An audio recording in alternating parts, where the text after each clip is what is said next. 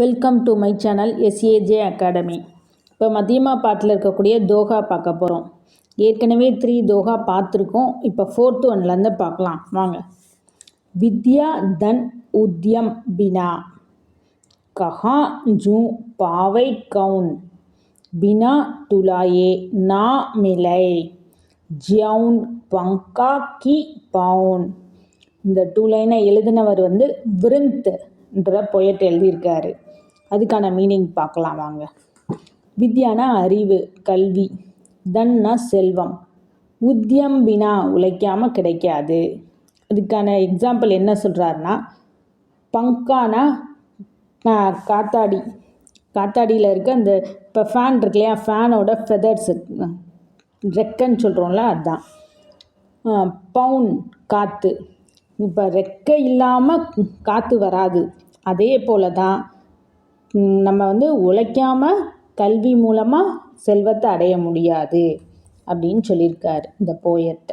5th Doha பார்க்கலாம்.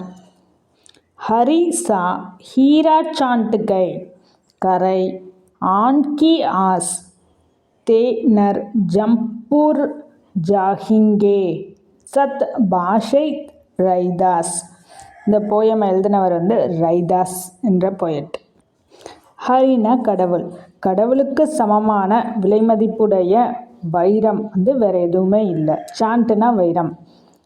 அதே போல் இந்த வைரத்தை விட்டுட்டு மற்ற பொருட்கள் மீது நம்பிக்கை கொள்பவர்கள் நரகத்துக்கு தான் செல்வாங்க.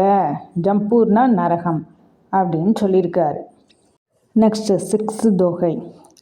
ஆவத் ஹி ஹர்சை நஹி நைனுன் நஹி சன்னேஹ் துளசி தகா ந ஜாயியே கஞ்சன் பர்சே மேஹ். இந்த போயம் எழுதினவர் துளசிதாஸ். மீனிங் பார்ப்போம். ஆவத்துனா இன்வைட் பண்ணுறது, வரவேற்கிறது. ஒருத்தவங்க வீட்டுக்கு நம்ம போகும்போது அவங்க வரவேற்கிறாங்க. அவங்க மனசில் மகிழ்ச்சியோடு வரவேற்கணும், கண்கள்லாம் அன்போடு வரவேற்கணும். அப்படி இல்லைன்னா நம்ம போகக்கூடாது.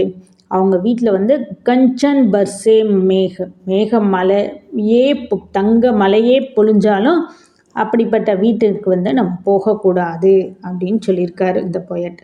தேங்க்யூ.